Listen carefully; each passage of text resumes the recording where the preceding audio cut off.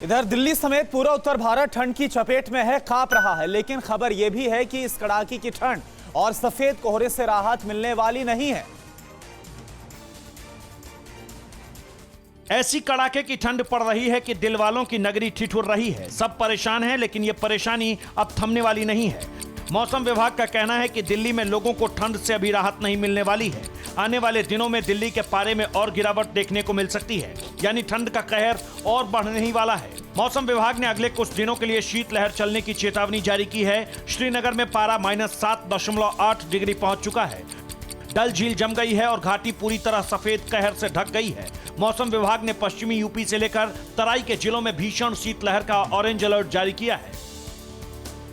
राजधानी दिल्ली समेत पूरे उत्तर भारत में कड़ाके की ठंड और शीतलहर का कहर जारी है। दिल्ली के कई इलाकों में विजिबिलिटी लगभग 100 मीटर के आसपास है।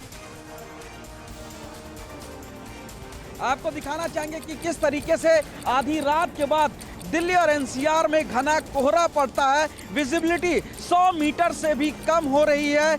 एक दिन पहले यानी कल विजिबिलिटी काफ़ी ज़्यादा कम थी, विजिबिलिटी 50 मीटर तक पहुंच चुकी थी, लेकिन आज कोहरा हल्का सा कहा जाए तो बेहतर है, लेकिन फिर भी अभी जो विजिबिलिटी है वो 100 मीटर तक देखी जा सकती है। तापमान की बात करें तो दिल्ली में 24 घंटे पहले यानी कल तक तापमान गिरकर न्यूनतम 1.8 डिग्री सेल्सियस तक पहुंचा था, लेकिन आज ठंड से कुछ राहत है और जो न्यूनतम तापमान है वो 6 डिग्री सेल्सियस तक पहुंच चुका है। और इस बीच बड़ी खबर बांग्लादेश से, जहां बांग्लादेश में रोहिंग्या रिफ्यूजी कैंप में भीषण आग लग गई है। 500 से ज्यादा घर जलकर खाक हो गए हैं। आग की वजह से 3500 से ज्यादा रोहिंग्या शरणार्थी बेघर हो गए। ये आग की तस्वीरें आपके सामने, ये भीषण आग रोहिंग्या रिफ्यूजी कैंप की आग है, जहां करीब 3500 से ज्यादा जो रोहिंग्या शरणार्थी हैं वो बेघर हो गए। 500 से ज्यादा घर जलकर खाक हो गए। बहुत तेजी के साथ आग फैली है। किसान आंदोलन की बात करेंगे। लगातार जारी किसान आंदोलन के बीच में आज फिर से सरकार और किसान संगठनों के बीच बैठक होगी। किसानों के साथ दोपहर 12 बजे ये बैठक होगी। नए कृषि कानूनों के खिलाफ सड़क पर उतरे किसानों से आज केंद्र की सरकार फिर से बातचीत करेगी। सरकार को उम्मीद है कि आज की बातचीत से समाधान का कोई रास्ता जरूर निकल सकता है। दोपहर 12 बजे किसान यूनियन और सरकार के बीच बैठक होगी। किसान यूनियन और सरकार के बीच ये 10वें दौर की बातचीत होगी। अब तक की बातचीत में किसी तरह का कोई समाधान नहीं निकला है। अब तक सरकार और किसानों के बीच 9 दौर की बातचीत हो चुकी है। दूसरी तरफ ये बैठक ऐसे वक्त में हो रही है जब सुप्रीम कोर्ट ने दोनों पक्षों के बीच बने गतिरोध को तोड़ने के लिए एक समिति का गठन कर दिया है। और वहीं तीनों कृषि कानूनों के खिलाफ कांग्रेस पार्टी आज देश भर में किसान अधिकार दिवस मनाएगी और साथ ही साथ तमाम राज्यों के राजभवन को घेरने का भी ऐलान किया गया है।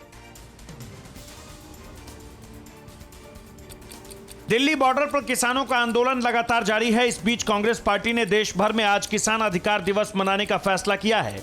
किसान आंदोलन को लेकर कांग्रेस पार्टी का कहना है कि मोदी सरकार किसानों के साथ बेरहमी से पेश आ रही है। किसानों के अधिकार को मोदी सरकार कुचल रही है। कांग्रेस पार्टी पूरी तरह से किसानों के साथ खड़ी है। कांग्रेस के नेता और कार्यकर्ता राज्य मुख्यालय में राजभवन का घेराव करेंगे। दिल्ली कांग्रेस के कार्यक्रम में राहुल गांधी भी शामिल हो सकते हैं। कांग्रेस पार्टी उसी दिन विरोध प्रदर्शन करने जा रही है जिस दिन किसान और सरकार के बीच बातचीत भी होनी है।